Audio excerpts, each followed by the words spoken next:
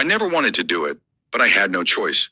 My mother had become unbearable, a tyrant ruling over my every move, suffocating me with her overbearing love and twisted discipline. I was 23, but to her, I was still a child who needed constant control. I couldn't have friends, couldn't have privacy.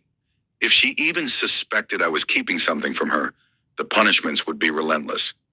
So I planned it, carefully, methodically. Ricin, odorless, tasteless, extracted from castor beans I had secretly cultivated. I mixed it into her evening tea, watching as she sipped, ignorant of what she was consuming. She gave me a tired smile, completely oblivious. It didn't take long. Within an hour, she began coughing violently, her body convulsing, her lips turning blue. I stood there, frozen, as she collapsed, her wide eyes locking onto mine with something unreadable. Pain, betrayal, fear. I couldn't tell. She stopped moving. I expected relief. Instead, an unsettling silence filled the house, thick and suffocating. I buried her that night, deep in the woods behind our house. No one would ever find her, or so I thought. The next morning, I woke up to a sound that made my blood run cold. Knocking. Not at the front door. No, from inside the house. I staggered out of bed, my pulse hammering. The air was thick with a sickly sweet rot. The knocking came again, this time from downstairs.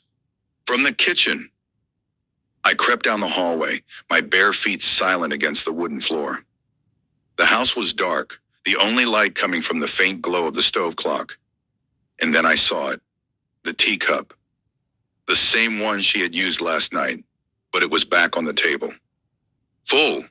Steam curled into the air, the scent of chamomile and something far more sinister wafting toward me. My stomach twisted. I turned sharply, and there she was. Standing in the doorway, her face pale and waxy, her lips cracked and bleeding.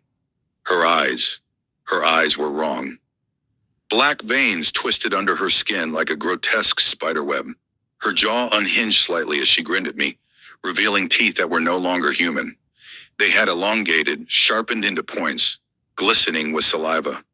"Good morning, darling," she crooned. My breath caught in my throat. I couldn't move, couldn't think. She took a step forward.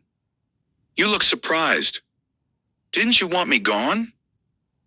"Mom!" My voice was barely a whisper.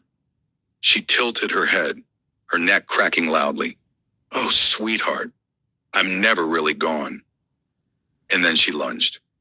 I don't remember much after that, just flashes of movement, of me scrambling backward, knocking over chairs, grabbing the nearest knife. The first stab barely fazed her. The second made her laugh. "You can't kill what's already dead," she whispered, grabbing my wrist. Her grip was ice cold, inhuman. She leaned in, her breath rancid. "You drank the tea too, didn't you?" A cold realization seeped into my bones. I had used the same spoon to stir both our cups. I felt it then, the sickness creeping into my veins, my heartbeat slowing, my vision blurring. She let me go and stepped back, smiling as I collapsed to my knees. "Don't worry, my love.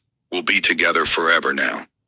The last thing I saw was her teeth as she leaned down and whispered in my ear, "A mother never leaves her child." Then everything went black. I woke up in darkness. My body was cold, but I wasn't dead. At least, I didn't think so. My fingers twitched. My breath felt shallow but present. I tried to move, but something was holding me down. No, not something. Someone. I turned my head. She was beside me, her grotesque face inches from mine, her dead eyes gleaming with hunger, her mouth stretched into an unnatural grin. "Welcome back, darling," she whispered. And then in the pitch-black abyss of my own grave, she began to eat.